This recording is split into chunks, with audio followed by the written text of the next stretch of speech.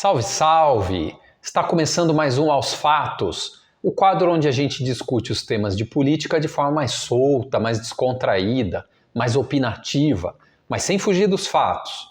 Eu sou Davi Carvalho, cientista político e pesquisador, e aqui estou sempre acompanhado do mestre em Relações Internacionais, formado pelo programa Santiago Dantas, o comentarista da Palavra Fácil, meu amigo e camarada inoxidável Simas. Salve, camaradas! E neste vídeo nós vamos abordar as relações entre política e Copa do Mundo. Isso mesmo, não é possível dissociar esportes de política. Essas duas coisas sempre foram conectadas. E o que você vai ver em específico neste vídeo? Nós vamos abordar as questões políticas do Catar em si, que foi um país escolhido como sede da Copa do Mundo, mas isso é algo um tanto controverso. Além disso, as manifestações políticas de algumas seleções, Alemanha, Dinamarca, Inglaterra e até mesmo o Irã, fizeram manifestações políticas a despeito da proibição da FIFA. Você já vai entender. Acompanhe com a gente no vídeo, mas antes disso, larga o seu like maroto aí, se inscreva no canal, acione o sininho para receber as notificações e ajude o Política na Cabeça em sua missão de tentar levar algum esclarecimento sobre o que está acontecendo na política, no Brasil e no mundo. Então, olha só, muitos dizem que esportes e política não devem ser misturados, mas essa é uma afirmação muito equivocada, porque essas duas coisas já são completamente interconectadas, porque há política em absolutamente tudo. Até mesmo a qualidade do ar que a gente respira depende literalmente de decisões políticas. Por que seria diferente no mundo dos esportes? Ou, em especial, no futebol? Não é, tanto que a gente tem visto as inúmeras controvérsias em relação à escolha do Catar como sede, mas também as várias manifestações feitas por seleções durante essa Copa, além de inúmeros outros exemplos que poderíamos citar na história do futebol. É ou não é, Simas? Pois é, a história é repleta de exemplos de como política e esporte se entrecruzam, se permeiam, desde a seleção de rugby lá da África do Sul, depois do apartheid, a seleção brasileira na ditadura militar, inúmeros exemplos. Recomendo muito o livro do Eduardo Galeano, Fechado por Motivo de Futebol, se chama. E ele conta várias histórias interessantes que vários momentos vão cruzar política com esporte. A democracia corintiana, muito bem lembrado, Sócrates, mesmo sem ser corintiano, tenho que dar o braço a torcer, é exemplar. Mas a respeito do Catar é muito interessante, porque de alguns anos para cá, parece que a dinâmica de escolha de sedes da Copa do Mundo mudou um pouco. Antigamente havia muita disputa pelos países para receber a Copa do Mundo. Porque receber a Copa do Mundo você fazia com o que você tinha. Uhum. O teu estádio, o teu aeroporto, o teu sistema de transporte. Sem grandes investimentos. Sem grandes investimentos. Mas de uns anos para cá houve uma profissionalização, inclusive da FIFA, e ser a sede se tornou ter que obedecer uma série de exigências que custam caro. Você pega o caso do Brasil, um país que tem uma tradição enorme de futebol, os nossos estádios não serviam para a FIFA. E aí você começa a gastar uma grana enorme para adequar o seu país para receber um evento desse. E atingir o tal do padrão FIFA. Polêmico, padrão FIFA, todo mundo queria educação, saúde, padrão FIFA, ficaram só os estádios. E aí os países começam a perceber que não dá um retorno imediato, né? Você não consegue reaver na hora ali a grana que você gastou quando você celebra um mês de evento, mesmo que tenha turismo. Então, qual é o interesse de um país como o Catar sediar uma Copa do Mundo? Bom, acima de tudo, é uma oportunidade ímpar para o país vender a sua imagem para o mundo. Mas, acima de tudo, vender a imagem que o país deseja passar para o mundo e não a imagem do que ele é verdadeiramente. Então, o Catar que tem aparecido para a gente é um país incrível, é um país seguro, limpo e organizado, é um país que faz obras arquitetônicas maravilhosas, estádios incríveis, é um país que é convidativo para o turista, para o investidor. Essa é a imagem que a gente está recebendo e é a imagem que o Catar quer passar para o mundo. Quer dizer, é a ideia de se vender como um país atrativo. Para aumentar, Simas, me corrija se eu estiver errado, o tal do soft power. De certa forma, tem a ver com isso, a concepção de soft power. Quem não conhece, é a ideia de uma potência difundir, espalhar sua influência por métodos não violentos. como os Estados Unidos fizeram com Hollywood, hoje a Índia faz também, né? O próprio Brasil com a seleção. O próprio Brasil, né? Com o futebol. Gente do mundo inteiro torcendo pela seleção. Pois, incrível isso, né? O Brasil tem realmente muita força nessa coisa do futebol. Mas o Catar viu nisso, sem dúvida, uma oportunidade singular e que mascara o que é verdadeiramente o Catar. Um país que tem problemas sérios, por exemplo, com o recrutamento de mão de obra que faz essas obras gigantescas. Inclusive, isso pegou muito mal, porque vários países que sediaram a Copa têm a ficha suja em termos de direitos humanos. Uhum. Mas no caso do Catar, a gente tem denúncias graves na própria construção de estádios para a Copa. Inclusive de inúmeros óbitos, né? Gente que morreu, gente em cárcere, gente com a mobilidade restrita, gente trabalhando em condição absolutamente precária. E eles teriam necessariamente que trazer gente, né, Simas? Porque é um país de população muito pequena. É verdade. E até mesmo o território, né? Eu li que dá metade de Sergipe, que é o nosso menor estado. Interessante esse dado. E uma economia que cresce muito, faz muita obra, precisa dessa mão de obra, mas ela tem sido feita de forma bastante discutível, precária. E se soma a outros aspectos muito vexatórios do que é o Catar. Um deles é a desigualdade social. Porque o Catar não é um país desigual, ele é um país extremamente desigual. Na verdade, ele é o país mais desigual do mundo. O 1% mais rico tem 33% da riqueza nacional. Está à frente do Brasil nisso? Pois é. Não por muito, a gente está ali perto, mas eles... Mas você sabe dizer qual é o critério? Desculpa. Esse critério é quanto da renda fica na mão do 1% mais rico. Do 1%. Então aí você compara a renda nacional, quanto fica retido ali. E 1%, 33% da riqueza. Nossa. É um absurdo, né? Alguma concentração talvez seja até saudável, dependendo do país. Agora, níveis estratosféricos, quer dizer, por detrás desse luxo, dessa opulência, tem gente mal. Tem gente excluída, tem gente marginalizada, tem gente favelada, e isso não está aparecendo para o mundo. Obviamente. E aí a pergunta que se coloca, como é que esse país se tornou sede da Copa? Pois é, né? E a resposta em uma única palavra. Política. Política, talvez política no seu termo menos nobre, política envolvendo sujeira e corrupção, provavelmente, eu não tenho como provar. Mas isso tudo se agrava por mais um fato. O país é uma ditadura, o que já é um problema, mas além de ser uma ditadura, ele é uma ditadura que funde política com religião. É uma ditadura islâmica, é uma ditadura onde o Código Civil é baseado no Código Religioso. E é por isso que a gente tem visto aí situações bastante desconfortáveis do ponto de vista do que o Ocidente e a comunidade internacional estão acostumadas a ver numa Copa do Mundo. Isso que eu ia apontar, né? Que além dessas questões internas do Catar, que você bem aponta, algumas seleções resolveram se manifestar politicamente porque precisavam se opor a essa ideia, né? Da própria escolha do Catar como sede, mas também durante a Copa da política qatari em relação a como deve funcionar o evento. E aí, assim, além da proibição de bebida, que isso é muito mais tranquilo de ser aceito, né? Tudo bem, isso não afeta, teoricamente, a saúde de ninguém. Aliás, é até positivo do ponto de vista da saúde. Mas há uma repressão muito clara em relação, por exemplo, ao tema dos homossexuais. Né? E não só, né? Da questão toda LGBT.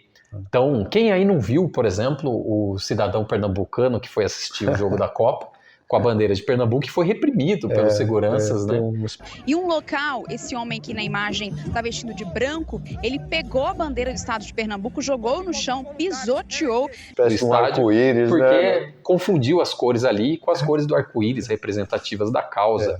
E aí, Simas, algumas seleções resolveram se manifestar a despeito de proibições da FIFA.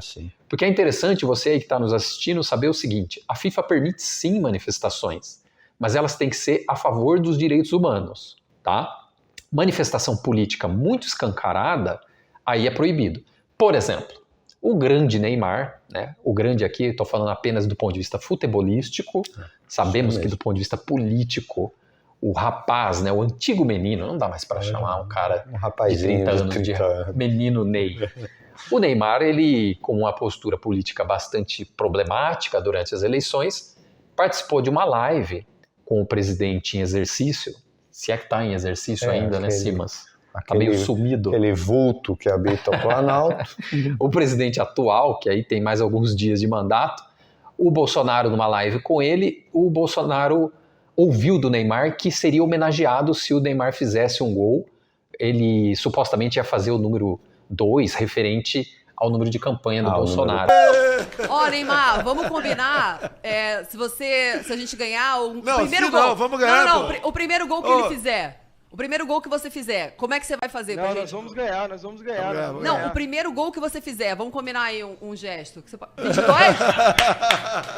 Partida. Isso é uma manifestação proibida pela FIFA, escancaradamente política e que não estaria em defesa dos direitos humanos. Ao contrário, né? Estaria em defesa de um cara que prega a violação dos direitos humanos o tempo todo. Né? Aqui acrescentando um quinhão nacional na discussão, né? Sim. Um tópico doméstico. É verdade. E aí o que a FIFA aceita? Defesa dos direitos humanos. Mas isso ficou um tanto difuso. Nebuloso. Ficou um tanto nebuloso. Mas eis que a seleção da Alemanha pretendia entrar, o capitão ia entrar com uma abraçadeira com as cores da bandeira LGBT e foi proibido.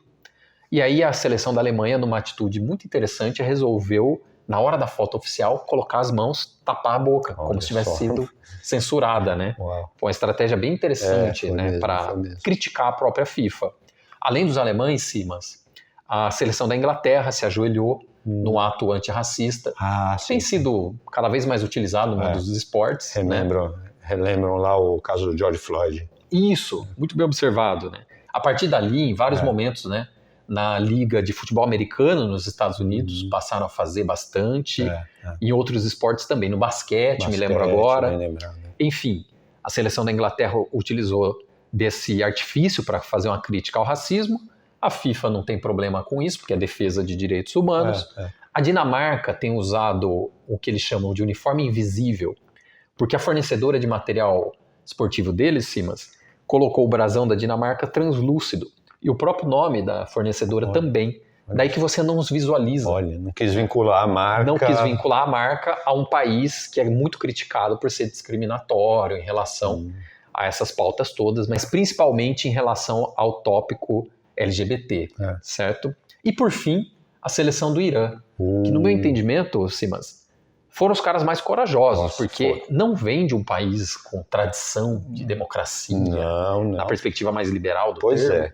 E a manifestação deles não é no sentido junto ao que o governo acredita ou defende. Ao contrário, né? Foi no sentido oposto. Os caras ficaram em silêncio na hora de cantar o hino em defesa dos protestos na causa das mulheres, não é isso? Exatamente. O que está acontecendo lá no Irã é muito sério, muito grave, e é assim, o estopim de um processo longo, né? Porque o Irã, em 79, passou por uma revolução popular, uma rebelião, só que essa rebelião transformou o país numa república islâmica. Quer dizer, até tem eleição, tem algum arremedo de democracia, mas tudo submetido ou subjugado a decisões religiosas. Quem chefia o campo religioso no Irã é o Ayatollah, que é o cargo máximo dentro da religião islâmica xiita. Ele não interfere no dia a dia da política, mas, por exemplo, é ele quem diz quem são os candidatos que podem concorrer às eleições presidenciais no Irã. Ele é uma espécie de um censor prévio ali. Terrível. Quer dizer, então o grau de mistura entre religião e política é enorme, a religião é a base do Código Civil, e um dos traços disso é que as mulheres são obrigadas a usarem aqueles véus islâmicos, o chador, né, o mais comum, hijab, niqab, tem alguns tipos diferentes, mas é obrigatório. E existe inclusive uma polícia de costumes que fiscaliza se as mulheres estão usando direito o véu, se os homens têm bebida alcoólica, por exemplo, homens que não têm barba são mal vistos. Nossa, então, uma polícia que não se encarrega de crimes comuns, mas de questões de costume. E as mulheres vão ficando com a paciência cheia disso, anos e anos e anos. E aí aconteceu esse ano um fato muito grave. Uma mulher de origem curda, com o véu mal colocado ou sem o véu, não sei exatamente, mas ela é detida e aparece morta. Na prisão, né? Na prisão. Aí os responsáveis pelo governo vão dizer que ela teve um mal súbito, só que a população não engoliu e todo mundo achou que ela foi assassinada mesmo nas mãos da polícia. Enormes manifestações tomaram conta do país, encabeçadas pelas mulheres, mas apoiadas também por grande parte dos homens. Muitas personalidades famosas do cinema iraniano. O Irã tem um cinema considerável na região, se arriscaram, literalmente deram a cara a bater, porque apareceram sem véu, algumas chegaram a ser presas, e isso deflagrou uma onda, inclusive, de apoio internacional a essas mulheres. Isso é interessante, Simas, notar que você citou aí a Revolução Islâmica de 79, né? Isso. Foi uma revolução que fez andar para trás, na verdade, né? O Irã já foi um país mais arejado. Exatamente. Desse ponto de vista, né? Assim, era uma ditadura, mas era uma ditadura laica, a ditadura dos chás. E aí se torna uma ditadura religiosa, ou pelo menos um arremedo de república religioso. Então, realmente andou para trás. Você sabe que grandes personalidades da esquerda se equivocaram ao simpatizar. À época, né? Sartre, o mais famoso. Nossa, aquele baita deslize. Pois acontece. E aí, no caso do Irã, estou pensando aqui, Simas, ele é muito similar ao Catar nesse caso da opressão, não só em relação às mulheres, mas também em relação a homossexuais, né? Com certeza. E a toda a pauta LGBT, no caso.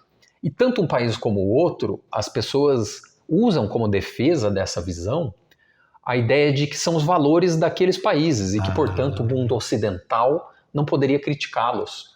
Tem um tweet, Simas, que ficou famoso, porque a extrema-direita no Brasil, adivinha quem? Justamente ela.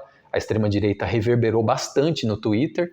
Um tweet de um Catar, que deve ter alguma posição de destaque na política catari, mas esse cara fez um tweet dizendo exatamente isso, que o mundo ocidental deve fazer o que quiser em relação a seus costumes, mas ali, no Catar, vige os valores deles, então ninguém deveria criticar. O que nos leva a uma discussão sobre o tal do relativismo cultural, né? Que é um conceito trazido pela obra do antropólogo estadunidense Franz Boas, segundo o qual você não pode observar, principalmente quem habita países do capitalismo desenvolvido, né? Você não pode observar outras culturas e julgá-las a partir dos seus valores. Notadamente pensando assim, em termos hierárquicos, né? Como se a dança, a música, a literatura, a língua de uma outra cultura fosse inferior à de outra cultura supostamente superior por fatores tais como tecnologia ou desenvolvimento econômico. Né? Esse seria um grande equívoco. No que o Boas está absolutamente recheado de razão. De razão, certo? Claro. Mas esse argumento levado ao extremo, você tende a concordar com opressão. Né? Porque se você concordar com esse argumento do Qatari e de muita parte, né, do próprio governo iraniano, são os nossos valores, e, portanto ninguém pode dar pitaco, puxa, isso é muito problemático. Exatamente. Né? Porque aí, desde que o mundo se torna conectado, minimamente globalizado, a gente começa a ter valores que praticamente são aceitos no mundo inteiro. São os tais valores universais, são os tais direitos humanos, como o direito à vida, como o direito à expressão, à liberdade, à dignidade. E esses direitos muitas vezes estão sendo postos em xeque. Então não posso dizer, tudo bem que o pessoal em tal país faça mutilação genital feminina porque é da cultura. Bizarro. Isso, assim, você respeitar a cultura do outro é respeitar quem come abacate salgado ou abacate doce. Aí bem observado. Aí tudo bem. Tudo bem, cada um faça como quiser. Isso, usa paletó ou não usa. Mas definir qual orientação sexual das pessoas é aceitável não cabe. Exato. Tem o menor cabimento. E pelo contrário, até ao ponto de criminalizar. Exato. Pois é discriminado a esse ponto, a ponto de criminalizar. Tem um Qatari que ficou famoso agora, que fora do Qatar se assumiu como o primeiro Qatari da história a admitir publicamente que é gay. Acho que, se não me engano, ele mora nos Estados Unidos atualmente. Provavelmente não vai poder voltar tão cedo para o seu país. Né? Importante frisar que isso não acontece só no Qatar e países de maioria islâmica, né, Simas? Isso está muito presente também no mundo ocidental. Vide ali países como no leste europeu, a própria Hungria atual, onde isso está muito destacado. A Rússia, Vladimir Putin diz que não há homossexuais. Está muito bem lembrado. E aí, para doer no calo da galera de esquerda em Cuba, uma homofobia muito nítida. Muito recentemente eles estão alterando essa visão. Então agora depois de muito tempo, muitas críticas. E isso é violação grave dos direitos humanos. Isso não pode ser relativizado. Por outro lado, a FIFA diz que manifestações nesse sentido são aceitas, mas cedeu à pressão do governo do Qatar. Muito claramente. É lamentável, porque, por outra mão, você veja como o governo do Qatar foi duro com a FIFA. Ele tinha um contrato enorme para vender cerveja. Você falou aí dos males e benefícios, mas pensa na questão comercial mesmo, né? Tudo bem o país não aceitar agora há 2 dias da Copa, né? Então é um choque incrível esse entre a soberania e esses valores universais. Exato. Ou seja, a política está envolvida no mundo dos esportes e mais especialmente em relação ao futebol muito claramente, né? Desde a escolha do país sede até agora, durante a realização da Copa, os problemas e controvérsias que estão surgindo, as manifestações políticas de algumas eleições, então isso está muito evidente, né? Repito, é uma tremenda bobagem querer dissociar esportes de política, porque, de novo, a política está em absolutamente tudo, é ou não é assim? Perfeitamente, e como já vimos em outros momentos da história. Sem dúvida. E aí, vamos encerrando por aqui, porque acho que abordamos todos os tópicos fundamentais. Quer acrescentar algo, Simas? O tópico é longo, né? Copa do Mundo vai longe, mexe com paixões, mexe com provavelmente vamos voltar a ele. Pois é, esperamos que o Brasil proporcione que a gente tenha mais semanas para falar da Copa do Mundo. Sem dúvida. Não, isso certamente vai acontecer. Para as oitavas já estamos garantidos. Muito bem. Então voltamos a tratar desse tema possivelmente no próximo vídeo. Espero que vocês tenham gostado desse daqui. Mas antes de partir, larga seu like aí, se inscreva no canal, acione o sininho e ajude o Política na Cabeça, porque nós estamos apenas começando.